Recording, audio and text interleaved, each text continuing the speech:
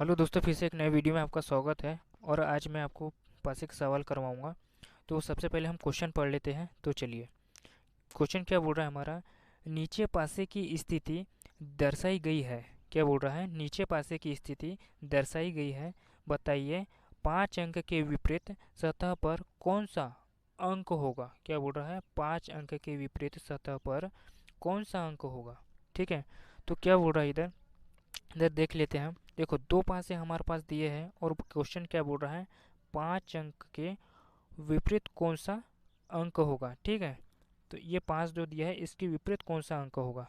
तो देखते हैं। सबसे पहले आपको क्या करना है फ्रेंड्स है, इसमें से दो कॉमन मतलब नंबर निकाल लेना है। जो कॉमन है उसमें से देख लेना है आपको। तो इसमें मैच का क्या खा रहा है, देखो 5 तो खा नहीं रहा है। ठीक है। उसके बाद में अगर हम 6 की बात की जाए तो 6 खा रहा है। ठीक है। और 4 भी नहीं खा रहा है। ठीक है। तो हम 6 इसमें कॉमन ले लेते हैं। तो हमको देखो, ये 6 ले लिया हमने। ठीक है। तो इसको क्या करना है दोस्तों, इसको क्लॉकवाइज घूमना है। यानी इधर से जैसे घड़ी का कांटा घूमता है ना, बस इसी तरफ से ऐसा घूमना है इससे। ठीक है। तो हमने 6 ले लिया हुआ है। और 6 के बाद कितना आ रहा है, 3 आ रहा है। 3 के बाद में कितना आ रहा है, 4 आ रहा है। ठीक है। उसके बाद में यहाँ पे 6 दिया हुआ है। तो 6 हमें फिर इसके नीचे लिख लेना है। फिर उसके बाद में क्या करना है, 2 ले लेना है। ठीक है। इसे भी हमें जस्ट क्लॉकवाइज ही घुमाना है। ठीक है। तो हमने 2 ले लिया, उसके बाद में क्या आ रहा है, 5 आ रहा है। ठीक है। अब देखो, अब ये क्या बोल रहा है हमारा क्वेश्चन कि 5 अंक के विपरीत सतह पर कौन सा अंक होगा, 5 के। तो ठीक है, हमारे 5 के विपरीत सतह पर कौन सा अंक होगा दोस्तों, 4 होगा। यानी 4 हमारा आंसर आ गया है। ठीक है। तो 4 हमारे आंसर में कहाँ दिया है, यहाँ। तो बस आपको ऐसा ही क्वेश्चन हल करना है। एक बार फिर से बता देता हूँ मैं आपको।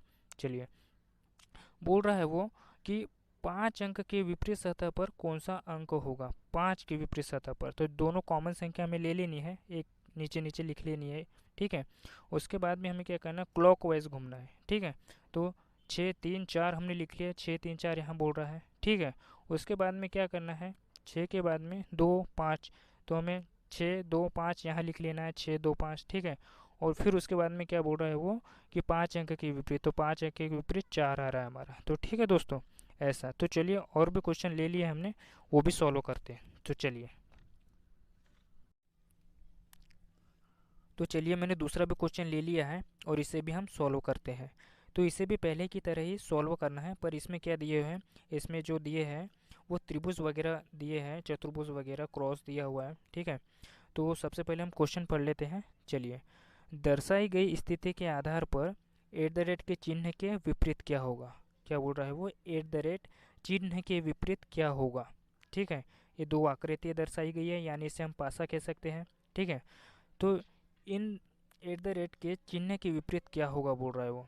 तो चलिए, मैंने क्या कहा था आपको कि इसमें से जो भी कॉमन होंगी पहले वो संख्या हम उठा लेते हैं, या वो भी जो भी त्रिभुज है, एट द रेट है या चतुर्भुज है, इनमें से जो कॉमन है वो हम ले लेंगे। ठीक है।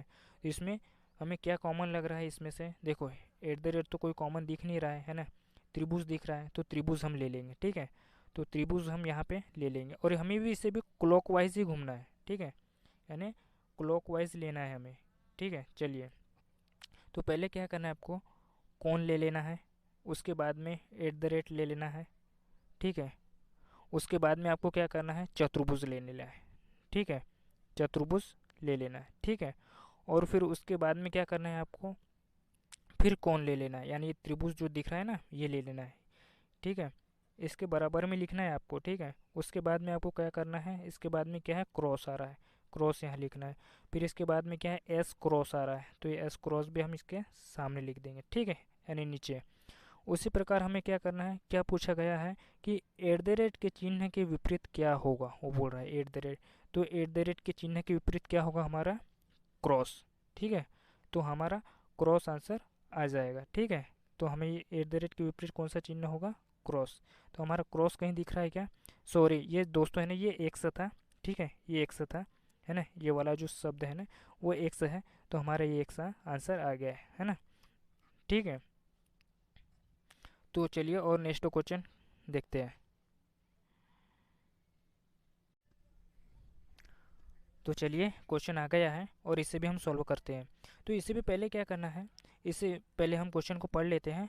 ठीक है। अच्छे तरीके से, क्योंकि ऐसे क्वेश्चन जो है ना, बिंदु वाले जो क्वेश्चन होते हैं इसमें आप लोग बहुत घबरा जाते हो, ठीक है। तो घबराने की कोई भी ज़रूरत नहीं है आप लोगों को। आप है ना ऐसे क्वेश्चन को चुटकियों में सॉल्व कर लोगे, ठीक है। तो सबसे पहले हम क्वेश्चन पढ़ लेते हैं, ठीक है। क्वेश्चन क्या बोल रहा है, नीचे एक पासे की दो अवस्थितियाँ दर्शाई गई है, ठीक है। यदि नीचे 4 है तो ऊपर क्या होगा बोल रहा है वो, नीचे 4 है तो ऊपर क्या होगा बोल रहा है, ठीक है। नीचे 4 है तो ऊपर क्या होगा, ठीक है।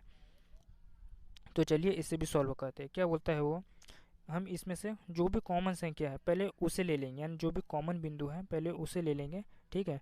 तो यहाँ पे 5 5 कॉमन दिख रहा है हमारे पास में, उसके बाद में 4 तो दिख नहीं रहा है, यहाँ पे 2 भी कॉमन दिख रहा है हमारे पास में, ये 2 और 2। तो हम क्या कर लेते हैं, इस 5 5 वाली जो बिंदु है इसे हम ले लेते हैं, ठीक है। इसे भी हमें क्लॉक वाइज ही घूमना है, ठीक है, क्लॉक वाइज ही घूमना है। तो सबसे पहले हमें क्या करना है, इस 5 को 5 यहाँ उतार लेते हैं, ठीक है। उसके बाद में क्या करते हैं, इस 4 बिंदु को यहाँ लिख लेते हैं। उसके बाद में 2 को हम इसके सामने लिख लेते हैं, ठीक है। उसके बाद में आपको क्या करना है, इस 5 को यहाँ लिख लेना है। उसके बाद में इस 2 को यहाँ लिख लेना है, और 3 उसके बाद में आ रहा है तो 3 को यहाँ लिख लेना है, ठीक है।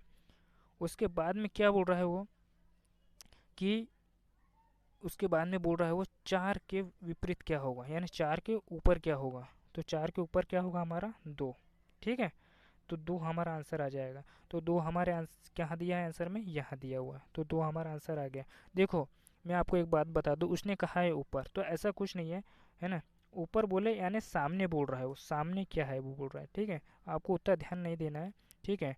तो हमारा आंसर 2 आ गया है, ठीक है। आपको बिल्कुल भी घबराने की ज़रूरत नहीं है, ऐसे क्वेश्चन आप बिल्कुल सॉल्व कर लोगे आसानी से, आपको परीक्षा में बिल्कुल भी घबराने की ज़रूरत नहीं, ठीक है। तो दोस्तों यार कैसा वीडियो लगा मुझे कमेंट बॉक्स में ज़रूर बताना, और मिलते हैं अगले टॉपिक पे। धन्यवाद।